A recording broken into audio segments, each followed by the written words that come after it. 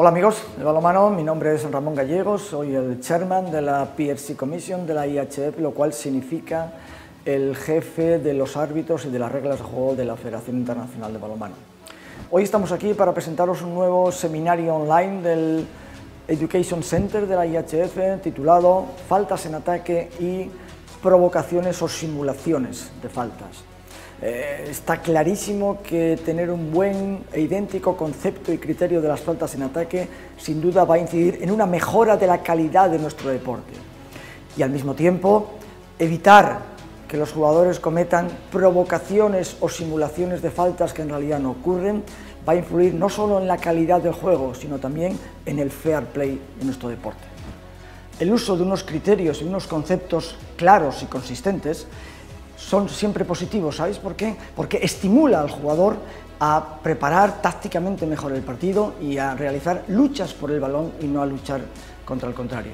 Por lo tanto, al final, la imagen de nuestro balonmano sale totalmente reforzada. Como vamos a ver en este vídeo, cuando los árbitros señalan una correcta falta en ataque, significa que el defensor ha usado una táctica defensiva acorde con las reglas de juego para apoderarse del balón en vez de luchar contra el oponente, lo cual redunda en una imagen positiva de nuestro deporte.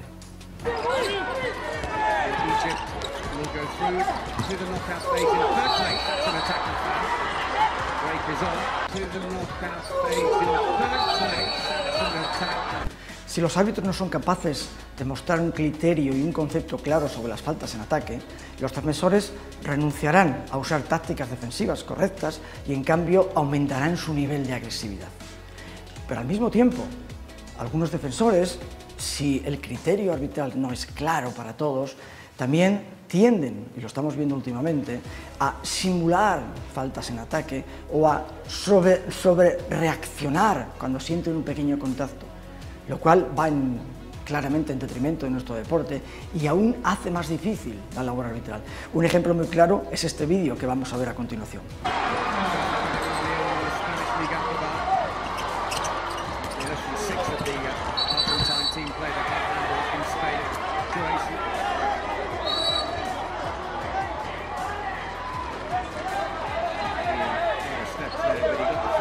Nadie duda hoy en día de la importancia de las faltas en ataque en nuestro deporte. En muchas ocasiones se piensa que las faltas en ataque deben estar provocadas por el defensor, lo cual constituye un concepto claramente negativo. La realidad es que las faltas en ataque debe ser algo que debe estar intrínseco dentro del repertorio técnico-táctico de los jugadores, especialmente en defensa. Si ellos son capaces de que el árbitro señale una correcta falta en ataque, eso significará un aplauso y un premio a la excelente labor defensiva. Podríamos distinguir entre tres grupos o tres tipos de faltas en ataque. El primero, aquel en el que el defensor se mueve rápido para bloquear o cerrar el espacio hasta donde podría llegar la penetración de un atacante. En este caso, decimos que el defensor es activo y recupera el balón, su equipo, de una forma correcta y reglamentaria. El segundo tipo de faltas en ataque sería aquel en el que dos defensores bloquean o cierran el paso a un atacante que intenta ocupar esa zona libre. En este caso hablamos de una excelente cooperación entre dos defensores. El tercer tipo de faltas en ataque sería el de los pivots en su zona de ataque, ¿no? Por ejemplo, dos situaciones diferentes. En un caso el pivot agarra de la camiseta al defensor que se está moviendo hacia adelante para interceptar a un atacante con balón.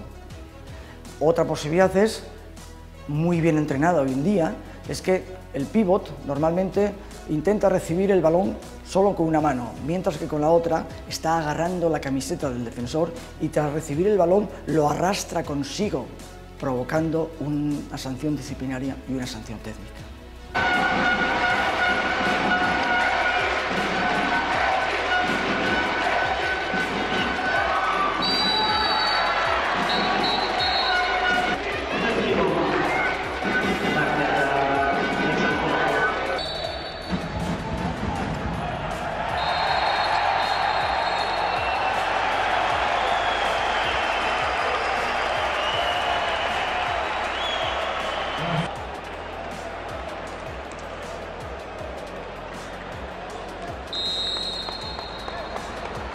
Pero tampoco deberíamos olvidar estas situaciones en que el jugador de primera línea está saltando en el aire con el balón en su poder y al mismo tiempo está usando la rodilla justo en el momento del contacto con el defensor.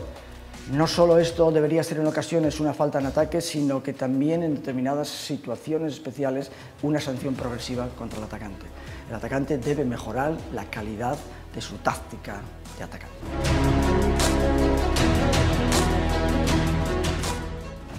Nuestro reglamento está escrito tanto para jugadores en ataque como jugadores en defensa. ¿De acuerdo? La regla 8.2 claramente describe qué tipos de faltas existen y claramente ambos jugadores, defensores y atacantes, pueden cometer esas faltas. Si pensamos tanto en el apartado técnico como en el apartado disciplinario, si nos centramos en el apartado disciplinario, hombre, normalmente los defensores cometen más sanciones a sancionar progresivamente, pero también los atacantes. Ahora bien, si nos centramos exclusivamente en el apartado técnico, ambos, atacantes y defensores, cometen el mismo tipo de faltas. Repito, regla 8.2.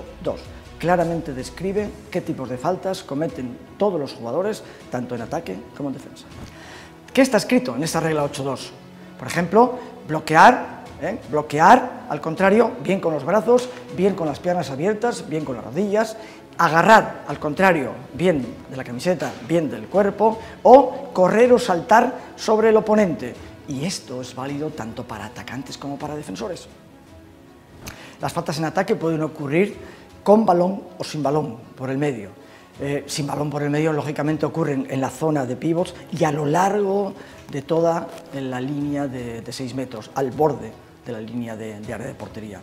Y las faltas en ataque con balón normalmente ocurren en esas luchas 1 contra 1. Los árbitros deberían usar unos criterios y conceptos correctos y comunes a todos para una buena toma de decisiones relacionados con las faltas en ataque. Fundamentalmente 3. El primero es la posición del defensor. La posición correcta debiera ser una posición frontal en el momento del contacto con el atacante. El segundo criterio sería atender al comportamiento correcto o incorrecto del defensor. Por ejemplo, no empujar, no agarrar, no usar brazos extendidos, no golpear. Ese sería un comportamiento incorrecto. Y el tercer criterio es el timing, el llamado, o qué ocurre en el momento del contacto. Lo que está claro es que el defensor debe ser el primero en llegar a la posición en la que se produce el contacto. Y el defensor puede moverse lateralmente, puede moverse hacia atrás, pero nunca debe moverse hacia adelante. Y entonces los árbitros lo tendrán más sencillo para decidir una falta del atacante. Entremos un poco en detalle en los diferentes criterios y los reforcemos al mismo tiempo, los criterios relacionados con las faltas en ataque. El criterio número 1 era la posición del defensor. Los árbitros deben ser muy cuidadosos para observar que el defensor o el atacante, quien llega antes a la posición básica justo en el momento del contacto. Como vamos a ver en el vídeo a continuación, podría ocurrir que el defensor se desplaza lateralmente pero llega tarde, o podría ocurrir que el defensor se desmueve hacia adelante contra el atacante, lo cual evita la falta en ataque, y sí recordemos que el defensor siempre se puede mover hacia atrás.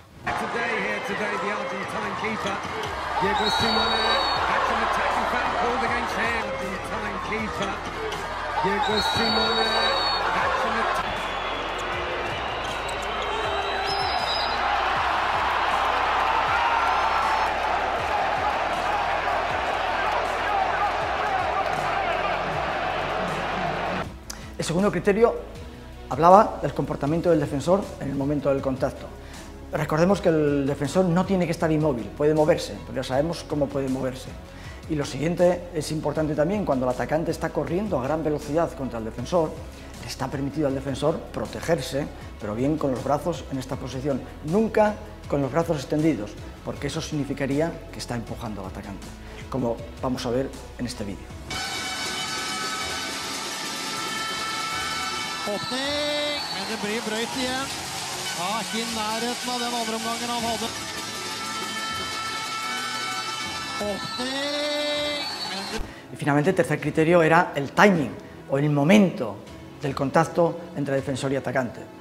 Recordemos que el defensor no tiene que estar inmóvil, que el defensor puede moverse lateralmente o hacia atrás. La cuestión es quién llega primero a cerrar ese espacio vacío. Incluso el defensor puede estar saltando, lo que no puede hacer es moverse hacia adelante, como vamos a ver claramente en el siguiente vídeo.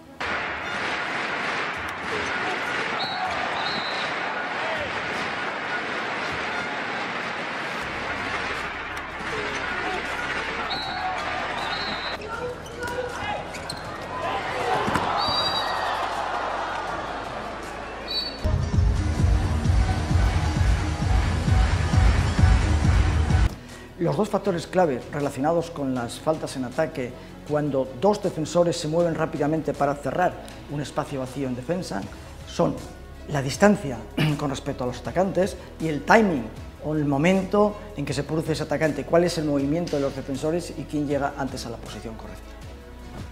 En la siguiente animación vemos un claro ejemplo de lo que hemos hablado hasta ahora.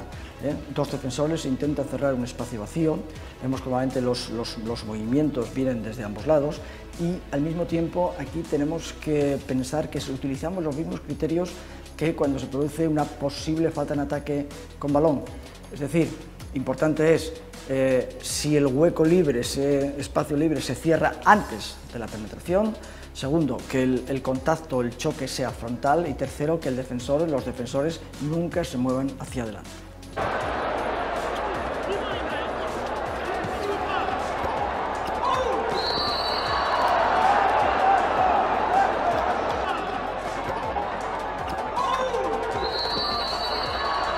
También frecuentemente podemos observar algunas típicas faltas de los defensores. Por ejemplo, cuando intentan cerrar el espacio, se mueven lateralmente pero cierran demasiado tarde y están saltando sobre el costado del atacante. Por ejemplo, cuando usan el cuerpo o los brazos extendidos para empujar al atacante.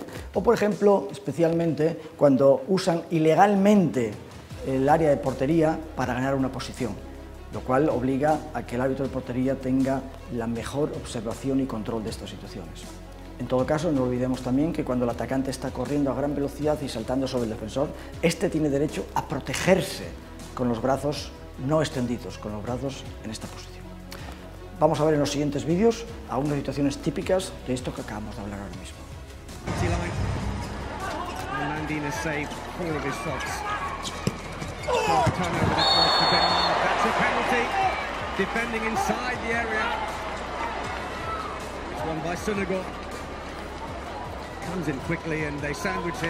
Recordemos ahora unos conceptos y criterios relacionados con las faltas en ataque sin balón. Normalmente se producen a lo largo de la línea de 6 metros, de la línea que delimita el área de portería. Normalmente se producen en la zona de pivots, lo cual quiere decir que normalmente los responsables son los pivots. En las siguientes fotos vamos a ver unos ejemplos muy claros de todos estos criterios y conceptos. En esta foto podemos observar cómo el pívot está agarrando la camiseta del defensor que intenta moverse hacia adelante para cerrar un espacio enfrente del atacante con balón, lo cual no le es posible, lo que significa que entonces se está produciendo una clara opción para el atacante, contando con esta irregularidad causada por el pívot.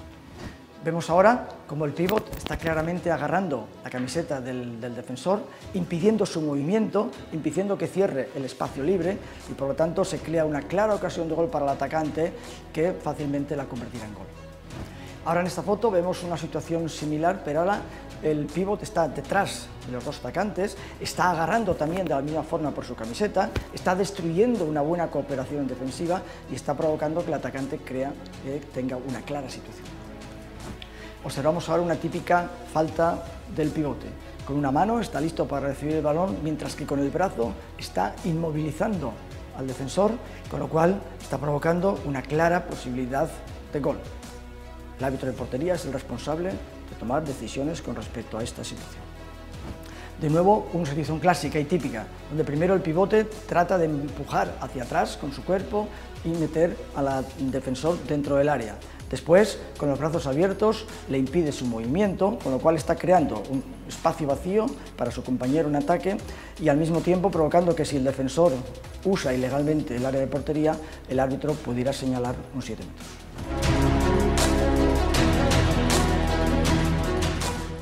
Es el momento de hablar de las provocaciones o sobreactuaciones o simulaciones de los jugadores que intentan provocar faltas o intentan provocar sanciones para los defensores. Los árbitros deben fijar un criterio claro desde el principio. Sabemos que cuando un atacante está corriendo a gran velocidad o en un ataque rápido, en un contraataque contra el defensor está autorizado a protegerse con los brazos doblados en esta posición aproximadamente o a usar su cuerpo, nunca yendo hacia el atacante. Claro, esto en ocasiones estamos viendo situaciones límites, donde lo que hace el defensor es, justo antes del contacto o cuando siente un pequeño contacto, se viene al suelo, con lo cual lo que está es provocando que los árbitros sancionen con falta en ataque o provocando una sanción disciplinaria para el oponente. Se pide que los árbitros tengan un criterio claro y muy estricto desde el comienzo del partido. Si los árbitros son capaces de marcar este criterio desde el principio del partido, sin duda que ese partido y en general el balonmano va a mejorar en la calidad del mismo, lo cual va en beneficio de nuestro deporte. Históricamente en nuestro deporte siempre se han dado casos en los que determinados jugadores tratan de provocar o simular determinadas faltas que en realidad no están ocurriendo, pero nunca ha sido un grave problema hasta el último Mundial masculino del año 2019 jugado entre Dinamarca y Alemania. Aquí hemos descubierto una clara nueva tendencia muy peligrosa si los árbitros no sabemos cortarla a tiempo.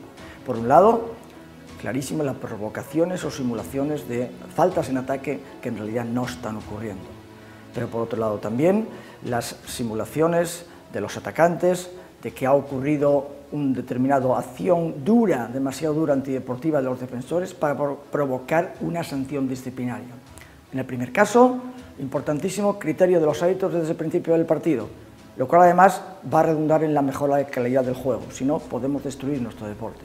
En el segundo caso, desde el principio, si los árbitros están convencidos, de acuerdo con la regla 8.7 de nuestro reglamento de juego, está muy claro que deben sancionar disciplinariamente a quien trata de engañar a los árbitros y por lo tanto trata de engañar a los espectadores. Y además no olvidemos que estas situaciones hacen el trabajo de los árbitros aún más difícil de por sí de lo que lo es. Pero además, incluso, no podemos olvidar que los jóvenes jugadores en todo el mundo tratan de imitar a los jugadores senior, los que están jugando los mundiales. Con lo cual, inmediatamente, este concepto de provocaciones, simulaciones, sobrereacciones, inmediatamente lo veremos en los campeonatos juveniles, junior, cadetes y similares, lo cual, evidentemente, puede destruir la imagen y el futuro de nuestro deporte. La PRC, la Comisión de Arbitraje y Reglas de Juego de la Federación Internacional, está trabajando muy duro en los últimos años con los árbitros para aclarar este concepto. Al mismo tiempo, transmitirá estas ideas a todos los equipos que van a jugar los próximos mundiales y los próximos Juegos Olímpicos. Este es el criterio a seguir. Por favor, ayúdennos a mejorar la calidad del balonmano. Ahora hemos seleccionado para todos ustedes unos maravillosos videoclips donde ambos conceptos, el de las faltas en ataque provocadas o simuladas y el de las posibles sanciones disciplinarias en esta misma idea, provocadas y que no están ocurriendo, van a quedar muy claros para todos ustedes. Para comentar algunos de los ejemplos de vídeo que hemos seleccionado, hemos pedido la ayuda de una de las mejores parejas arbitrales del mundo y además con doble intención porque ellos serán protagonistas de alguno de estos casos. En este vídeo vemos cómo el jugador defensor ha tenido una actitud de provocación, de hacer un overreaction muy claro para intentar confundir a los árbitros y que sea señalizada una falta en ataque inexistente. A los árbitros se les dificulta muchísimo su labor y finalmente cometen el error de decidir esa falta en ataque. El acento, los focos, todo el protagonismo recayó en el error de los árbitros. Sin embargo, nadie habló de la actitud del jugador a la hora de provocar esa falta en ataque. Estamos sin duda ante uno de los principales retos, ante uno de los principales problemas que tenemos que afrontar a la hora de dirigir los partidos. Vemos otra situación en la que el jugador defensor trata de provocar una falta en ataque. En este caso los árbitros no fueron engañados y se determinó golpe franco a favor del equipo atacante. Vemos perfectamente en una repetición a cámara lenta cómo el defensor llega tarde, utiliza su brazo y después hace una clara actitud, una clara acción de overreaction tratando de confundir a los árbitros como si hubiese recibido un impacto de falta en ataque. Incluso ese gesto es acompañado con un grito por parte del jugador defensor y cae desfallecido como si hubiese sido objeto de un gran impacto. Estamos ante otro de los grandes problemas arbitrales hoy en día. Las acciones de overreaction también van encaminadas a tratar en ocasiones de conseguir una sanción disciplinaria por parte de los árbitros al equipo defensor. Vemos en este ejemplo cómo el jugador atacante, después de lanzar a portería, recibe un contacto normal, legal en nuestro deporte, que es un contacto frontal, solo con el cuerpo, y a pesar de ello cae desfallecido y se echa las manos a la cara como si hubiese sido objeto de un impacto en su cara. En la repetición vemos perfectamente que nada de eso sucedió. En esta situación vemos cómo los árbitros han sido claramente objeto de un gran engaño, de una gran provocación por parte de los jugadores. La labor arbitral se dificulta muchísimo cuando tenemos que enfrentarnos a actitudes como estas. Parece en una primera imagen que un pequeño contacto ha provocado una enorme caída con graves consecuencias para el jugador. Uno de los principales objetivos, una de las principales misiones de los árbitros es proteger la salud de los jugadores. De ahí que se tome este tipo de decisión. Pero vemos después perfectamente en una repetición a cámara lenta cómo prácticamente no sucedió nada. Es muy importante detectar la actitud del jugador a la hora de caer, las vueltas que da sobre sí mismo y sin embargo ese jugador después es capaz de bajar a defender sin ni tan siquiera tener que pasar por el banquillo. Estamos ante un clarísimo ejemplo de overreaction que tiene que ser eliminado de nuestro deporte. Se trata de otro buen ejemplo donde el jugador atacante trata de obtener algo más que un simple golpe franco. Trata de engañar a los árbitros consiguiendo una sanción disciplinaria para el equipo defensor. En esta ocasión los árbitros estuvieron fantásticos, detectaron ese comportamiento y además le indicaron al jugador que no podía seguir por ese camino. Podemos ver en este ejemplo una fantástica reacción por parte de los árbitros. En cuanto detectaron una actitud de overreaction, de provocación por parte del jugador atacante, interrumpieron el partido de forma absolutamente serena y tranquila, hicieron los gestos de que no lo repitiera más, de que había sido el propio jugador atacante quien había enganchado al jugador defensor y tranquilizó el ambiente que se había enrarecido después de esa actitud provocadora. Son los gestos que tenemos que erradicar de nuestro deporte. Muchas veces cuando se produce el error arbitral es porque las situaciones que los jugadores provocan no nos lo ponen nada fácil. Este es un clarísimo ejemplo. Uno de los árbitros determina falta en ataque, desposesión. El otro árbitro está determinando golpe franco a favor del atacante y además exclusión, sanción disciplinaria para el jugador defensor. Cuando vemos la situación en cámara lenta, vemos perfectamente cómo los árbitros finalmente fueron objeto de un engaño, de una overreaction, de una provocación que debe ser del todo eliminada.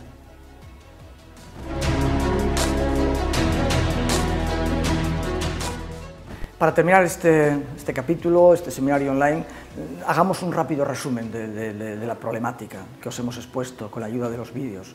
En primer lugar, demandemos de los árbitros que usen un criterio consecuente desde el principio y durante todo el juego, evitando estas situaciones antideportivas que van en detrimento de la calidad de nuestro deporte. Y al mismo tiempo forzaremos a que los jugadores entrenen y usen medios técnicos y tácticos para apoderarse del balón de una forma lícita y reglamentaria. La Comisión de Reglas de Juego y Arbitraje de la IHF demandará que los árbitros primero usen claros criterios desde el principio del partido durante 60 minutos y segundo que sean muy estrictos con aquellos jugadores que no cumplan estas líneas y que traten de engañar a los árbitros, a sus compañeros y al público y aficionados del balonmano en general, desde el principio hasta el final del partido. Esto hará que nuestro balonmano sea mejor deporte y nos muestre cada día una mejor calidad. Solamente deciros que esperamos que este seminario online sobre faltas en ataque y provocaciones o simulaciones haya sido interesante y útil para todos vosotros, seáis jugadores, árbitros, entrenadores, simples aficionados al balonmano. En cualquier caso, la IHF y la PRC está a vuestra disposición para responder cualquier tipo de consulta. Gracias.